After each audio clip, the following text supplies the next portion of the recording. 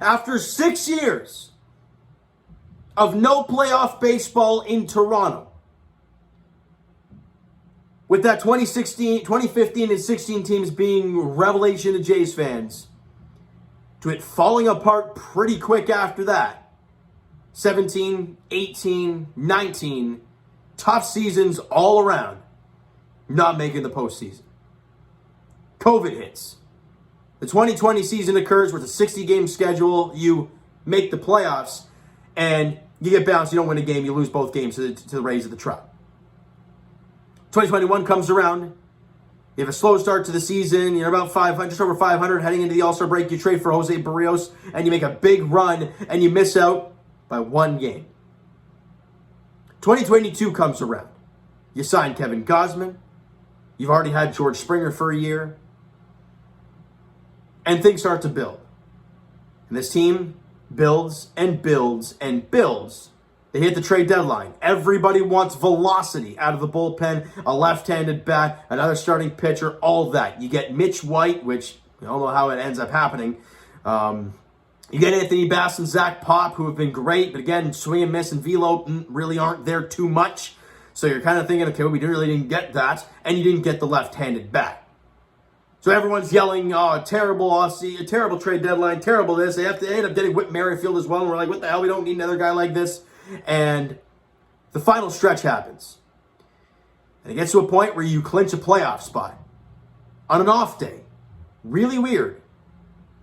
The next day, you beat the snot out of the Boston Red Sox 9-0, and the fellas celebrate. But the job wasn't done.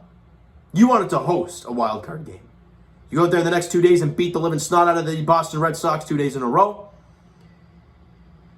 And then you head to Baltimore. And you win. And you clinch home field. And for the first time in 6 years, tomorrow night, evening, late afternoon, evening, 4 o'clock first pitch, 4:07, the Jays will host a playoff game. They'll host the wild card series against the Seattle Mariners. It'll be the first time, and I know I've said it a few times, that they have been in the playoffs since that man was on the team and this guy was behind the dish. It'll be the first time since then. Feels like forever. We're finally back. I will be at the ballpark. It's going to be an absolute vibe. I'm probably going to have no voice by the end of it, but that is okay. And I'm just letting you guys know right now that that video will be uploaded probably late tomorrow night because I have a softball tournament out of town, so we'll be heading out right after the game, and it might be a little bit later, but again, I'll do my very best to get the video out to you guys tomorrow night. All right? Let's get to this series against the Seattle Mariners. My first thing is this. I don't think it's going 2 games. I think it's going 3. I hope I'm wrong and the Jays take it in 2. Do I think it'll happen? I don't know. We'll quickly go through the pitching matchups. Game 1, tomorrow. Alek Manoah, Luis Castillo. It's going to be a vibe. Alek Manoah loving the big moments, loves the bright lights. We saw it. Big series, 4-game set in Baltimore. You won the doubleheader. The next day, you lost. And as everyone's clearing out of the dugout, Alek Manoah is just sitting there, staring at them, watching them celebrate. And he gets up and walks off. Next game, 8 shutout innings against the Orioles. Fast forward a couple weeks, Tampa Bay Rays at the Trop. Jays looking to lock up home field. You can bury the Rays with this. You're up a game and a half, or 2 games, I think, 2.5 games, something like that. Going into that series, you lose the first 2. You're only half a game up. You're on the verge of losing 3 in a row at the Trop and losing home field advantage, and possibly going down to play at the Trop. Alek Manoah, after losing that game too, sitting there in the dugout, staring down the Rays, watching them celebrate. Goes out the next day, absolutely shoves the Tampa Bay Rays, and the Jays win the next 2, split the series, 2.5 games up, and then they don't look back, and the Rays end up in the 3rd spot in the wild card.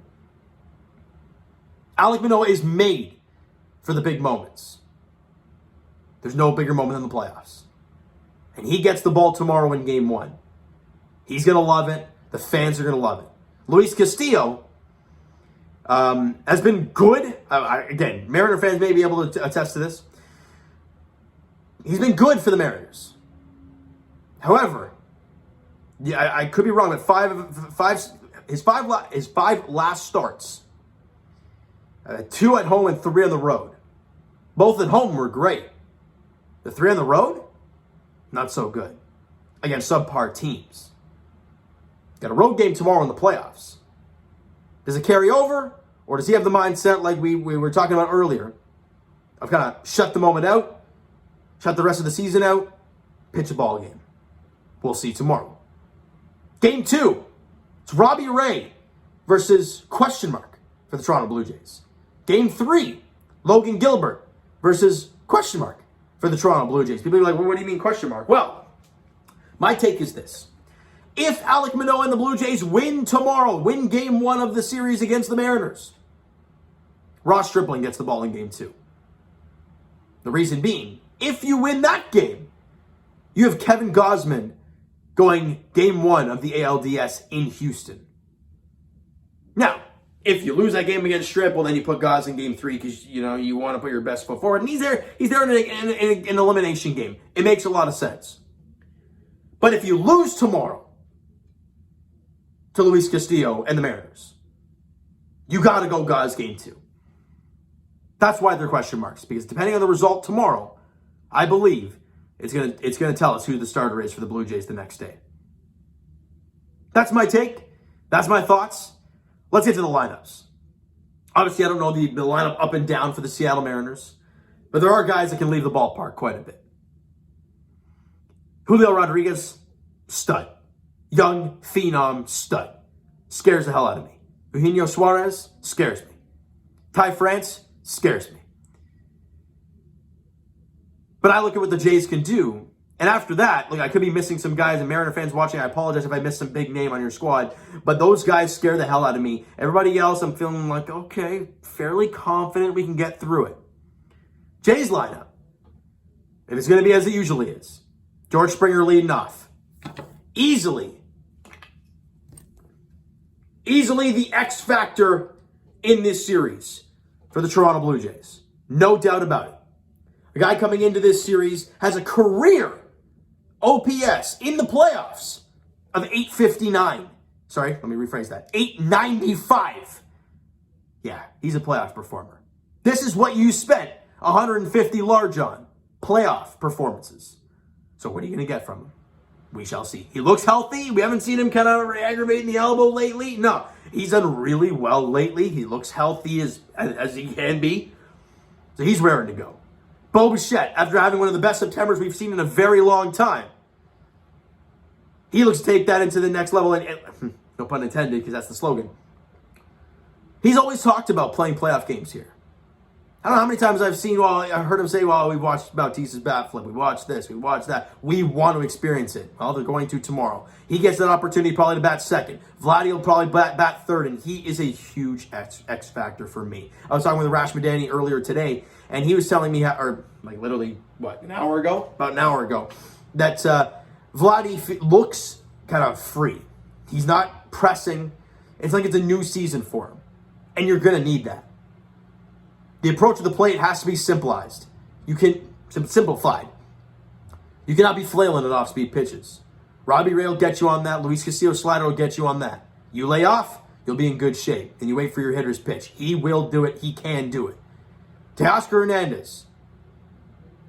You guys know what I'm talking about when it comes to Teo. Lay off the off-speed out of the zone. He can hit a fastball, look fastball. If you get off-speed, lay off. If you want to throw a strike with it, so be it. Alejandro Kirk. He's got to figure it out, doesn't he? Nothing against the guy, but his OPS has dropped below 800, and his batting average in that 280s now, where it was 300 for the majority of the season. But again, fresh season, new start, let's figure it out. And after that, it's kind of a crapshoot. Danny Jansen, Whit Merrifield, Raimel Tapia, who knows, maybe Lourdes Gurriel, Santiago Espinal, depending on if they end up being on the roster. Matt Chapman. Just give us that Gold Glove defense and maybe leave the yard once or twice and have good ABs.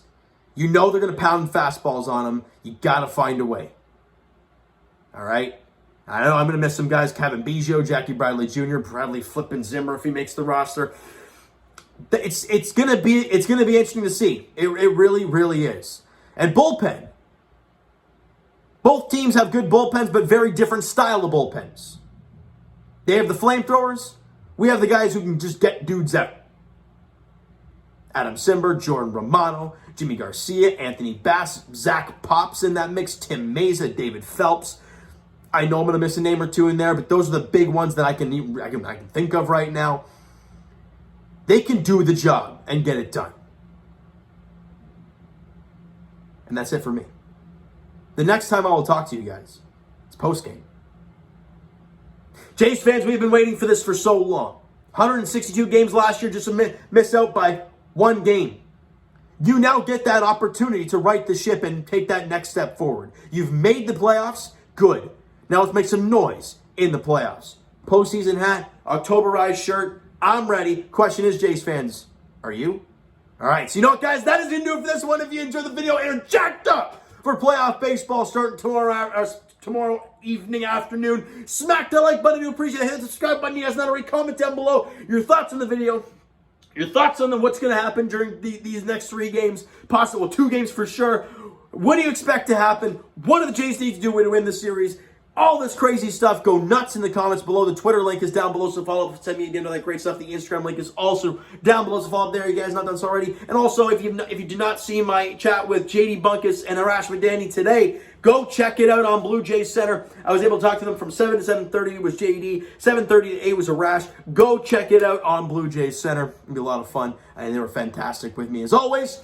All right, and I will talk to you guys tomorrow. Leafs and Raptors play tomorrow, but let's be honest, it's preseason. Who cares? But the Toronto Blue Jays are in the playoffs for the first time since 2016. Yes, I said that, and I don't care about 2020. George Springer, let's see what you got, big fella. All right, so thank you guys so much for listening and watching. I hope you enjoyed the video and are jacked up for playoff baseball. We'll talk to you guys tomorrow.